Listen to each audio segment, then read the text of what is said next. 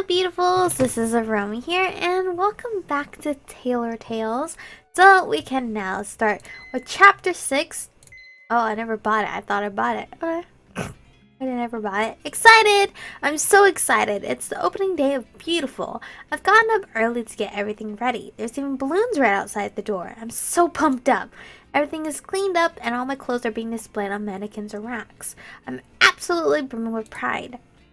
My grandma would have loved to see this day. Thank you, Grandma, for leaving behind an inheritance so I could realize my dream. I unlocked the front door and then stand behind the counter, smiling brightly.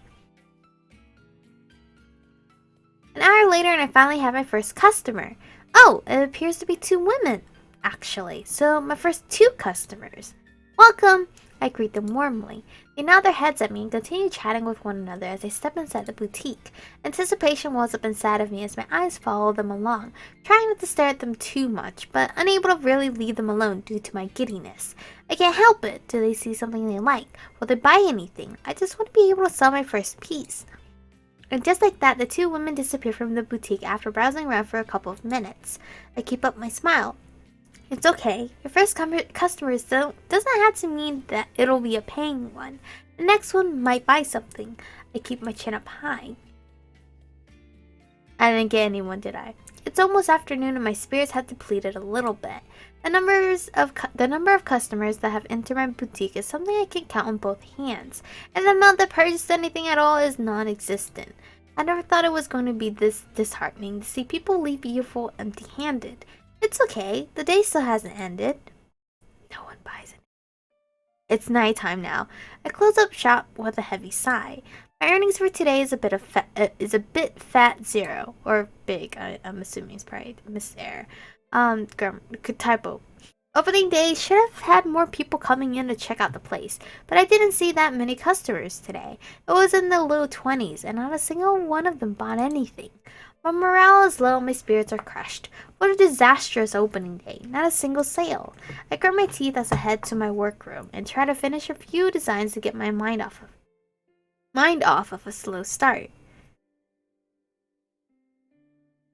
When I head back upstairs, I can smell dinner has been made. I make my way to the kitchen and see Dimitri standing in front of the stove. I want to cough, but I'm trying to hold it back.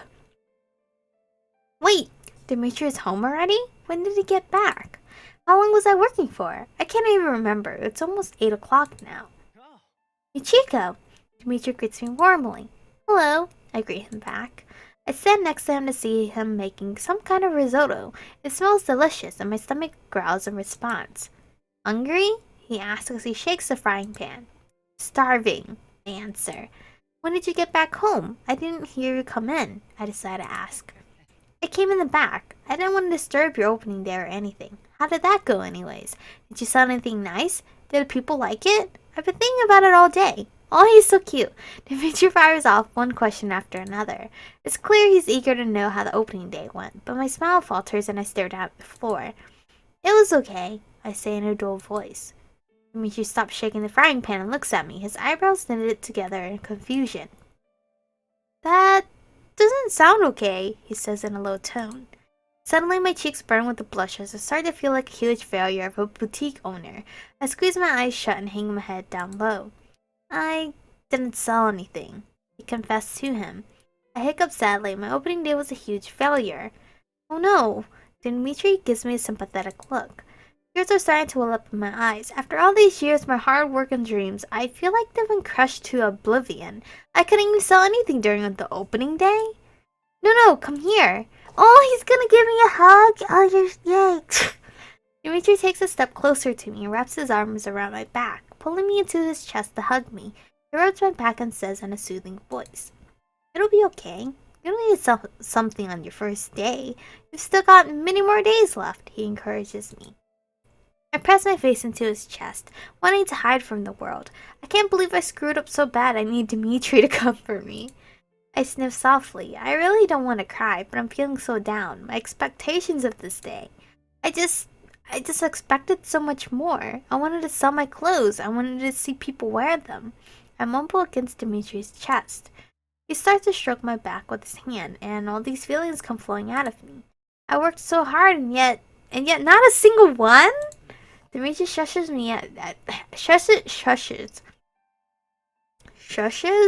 at me softly and continues to stroke my back. It feels warm. It'll come, don't you worry. How about I help you out for tomorrow? He asks. I push myself away from his chest and look up at him with a frown. Dimitri's hand stalls on my back, and he looks at me as well. Help? I question. I know something that'll lure more people to your boutique, he says with a mischievous grin. What, food? His grin and that cute dimple of his make me calm down a little bit. I sniff once more, feeling a tiny bit better. And what's that? Dimitri chuckles. It's a secret, but I'll have it ready by tomorrow. No worries. Then Dimitri bends down and leans closer to my face and gently brushes his thumb across the corner of my eye, wiping away some wetness left behind by the tears that I've been holding in. Wow, we are already on that level of, like, physical touching? Oh, okay. There will be no reason to cry after tomorrow, he reassures me. I blink at the sudden touch of his thumb. I'm acutely aware of the fact that he's been embracing me this whole time and touching my back. Oh, and I sort of left an imprint behind on his shirt. It's got 2 small wet spots where my nose has been. Well, that's a little embarrassing. Feeling a bit too self-conscious at the moment, I pull back from Dimitri completely and take a small step backwards. Dimitri suddenly tenses up as well, realizing what he's been doing, and he sheepishly rubs the back of his head. He stumbles over his words. Sorry for touching you like that. It's okay, I didn't mind or awkwardly say nothing. No, he was comforting me. I think number 1 would be what I would say. It's okay, I didn't mind. I tell him with a slight shake of my head. Thank you. I think I needed that, Dimitri. I tell him honestly. It's nice to have Dimitri around like this. I would have been venting my frustrations at Sarah if he hadn't been here to calm me down. Dimitri gives me a bashful smile. It'll be fine. Your work is great, and you will get recognition for it. Oh, I really hope so, Dimitri. I smile back at him. You're right. I shouldn't be so down on myself. I'll try harder tomorrow. My stomach makes an acute growling noise. It fills up the silence between us. I shyly look away from Dimitri, who cocks his head at me. I did tell you I was starving, I mumble. Dimitri laughs at me, then starts to plate the risotto and asks me to sit down at the dining table. Over dinner, Dimitri tries to cheer me up and offers me some encouragement, saying things like he'll definitely help me out tomorrow and that what he's got in mind will be a surprise. Despite the rough first day, I do feel better with Dimitri being here with me. I'm sure that if I had to make dinner for myself after a rough day, my mood would have grown even more sour. I'm glad he's with me. After we finish dinner, I start to clean things up and do the dishes in the kitchen. Dimitri has gone back to his own room. As I dry off the dishes, I keep wondering what Dimitri has in store for me tomorrow. I hope it'll work out as he said so, because my soul will be crushed to bits if I have to experience another day with no sales. I sigh deeply. Oh, I was going to clean up. Dimitri's behind me, sounding surprised. I turn my head to answer him, but I'm suddenly left speechless for a second. Oh, he looks so cute! Glasses. He's wearing his glasses, and he changed his clothes. Even his hair is tousled. Is this what Dimitri looks like when he wants to relax at home? Oh, he's so adorable! I want to hug him. He's been living here for several days now, but this is the first time I've seen him like this. I guess because of all the other nights, I would have gone to bed already, so I didn't get the chance to see Dimitri in his comfy clothes. It reminds me of when he was younger. He looks more like his old self now. What? He asks. Is there something wrong with my clothes? I quickly shake my head, realizing I've been staring at him for a while. It's nothing. I'm just a bit surprised to see you like this. I haven't seen you wear glasses in a while. Dimitri touches the rim of his glasses, looking a bit clumsy. I only wear them right before going to bed. You can't sleep with contacts in after all. You know, I never asked. How bad is your eyesight anyways? My vision gets real blurry when I take my glasses off. I'm around a negative 3.5 in both eyes. I put down the towel in my hand and instead I turn to Dimitri and reach out towards his glasses. Can I try? I ask, curious what the world looks like through Dimitri's eyes. Well, obviously his eyes are like perfect right now, but again, when she wears it, it's gonna be like fuzzy. Sure. I would hate it when people would ask me when I had glasses. I was like, no. The hell? It's gonna be blurry. What do you mean? Dimitri takes off his glasses, immediately squinting as he does so, then hands them over to me. I take them and slowly slide them on. The rims feel warm because of Dimitri's body heat. I look through the glass, and my eyes start straining themselves to be able to look through the warped view. Wow, this looks really weird, I say. The world looks sharp yet unclear, so strange. Imagine what I'm seeing right now, Dimitri jokes. Not much, am I right? I respond with a chuckle. In a second, Dimitri closes the distance between us, and he hunches over so that he can lower his face enough to be at eye level with me. I'm looking straight into his blue eyes. He holds my gaze, and I'm unable to look away. I can see the fine detail in his iris. They're so pretty, like a nebula in space. Dimitri has the prettiest blue eyes. I clear my throat, realizing he's also staring right back at me. He's so close. Give me a little space, would you? I need to be this close to see anything sharp, he says. I quickly take the glasses off and hand them back to Dimitri, who puts them back on as he removes himself from my personal space. Ah, I can see again, he says in a relieved voice. Ugh, being stared at like that while you're that close to each other is kind of nerve-wracking. That reminds me, when we first met, he couldn't see through his glasses. Eventually, when he wiped them clean, he could see clearly again, which meant he could see my shirt was completely see-through. So that's why you had such a delayed reaction before, I muse out loud. Huh? Dimitri looks confused. Delayed reaction about what? Remember? When we met in the rain, you couldn't see that my shirt was see-through until you cleaned your glasses. You simply couldn't see it before. Dimitri's face turns red all of a sudden. He turns away from me in shame and covers his face with his hands. He's turned all shy. It was an embarrassing moment for me all those years ago, but I'm an adult now. It's simply a funny memory to me. I can't help but grin at Dimitri's demeanor.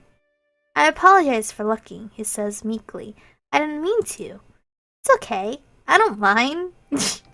I don't mind, apparently. I would mind it. Me. You don't mind me seeing your underwear? Dimitri asks incredulously. I hold up my hands in protest. No, I mean, this was a long time ago and it's okay. I don't mind you or anything. God, Dimitri, I think you've seen me in my underwear enough to last a lifetime. This only seems to turn Dimitri even redder. Please stop talking about your underwear, he begs me. Agreed, this conversation topic has grown a little bit too awkward. Wait, so he's seen me in my underwear and he's already seen me like in the see-through bra? Or well, see-through shirt to show the bra. Wow, dude. Then I get an idea. Oh, I know. Wait, right here. I leave Dimitri behind in the kitchen before he can ask what I meant. Searching through some of my boxes stuffed in my closet, I finally found what I'm looking for. I take it out of the box and bring it with me back to the kitchen. I hold up Dimitri's old vest in front of him. Look! It takes Dimitri a second to realize what I'm holding. His hand reaches out for it and his fingertips slide down the fabric. You kept it, he says slowly, almost to himself. Dimitri finally takes it off of my hands and looks at it a bit in a daze.